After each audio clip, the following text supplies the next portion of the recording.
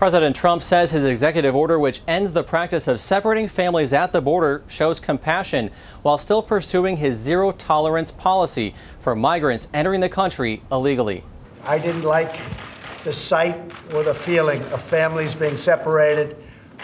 There's a problem that's gone on for many years, as you know, through many administrations, and we're working very hard on immigration. It's been just left out in the cold. People haven't dealt with it, and we are dealing with it. The White House was under intense pressure to make a move after images showing children being taken away from their parents and held in detention facilities. Trump made clear the zero-tolerance policy of detaining those entering the country illegally continues, but now kids will stay in detention centers with their parents. He talked about how he got pressure from First Lady Melania Trump and his daughter Ivanka to amend the policy. Anybody with a heart would feel very strongly about it. We don't like to see families separated. At the same time, we don't want people coming into our country illegally. Trump hopes lawmakers will match his executive order with legislation addressing the problem of illegal immigration on a broader scale. CBN News congressional correspondent Abigail Robertson has that story from Capitol Hill. The president may have put a Band-Aid on this situation, but serious issues are likely to keep popping up until Congress finally passes comprehensive immigration reform. But ultimately, we need a large-scale solution on immigration. Immigration is not an issue that you can just look at and say, we'll pick on one area and ignore all the rest.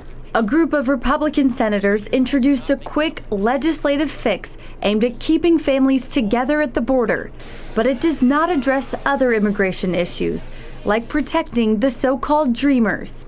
All those are important issues to be resolved that Congress has talked about and dropped, talked about and dropped. It's time to be able to resolve those. Senators are still frustrated they failed to pass 4 reform bills in February, one which would have prevented separating the families. The House plans to vote on 2 immigration bills Thursday. Representative Cathy McMorris Rodgers tells CBN News that while she's pleased with the executive order, it's time for Congress to act. I believe that we have put forward a really strong proposal that will make sure our border is secure, but also provide a DACA solution. Brown supports border security, but wants to see it accomplished through technology and additional personnel, not a wall. A wall that is built is a wall or an obstacle that eventually will, there'll be workarounds and go-arounds. What we need to do is focus on comprehensive immigration reform. Reporting from Capitol Hill, Abigail Robertson, CBN News.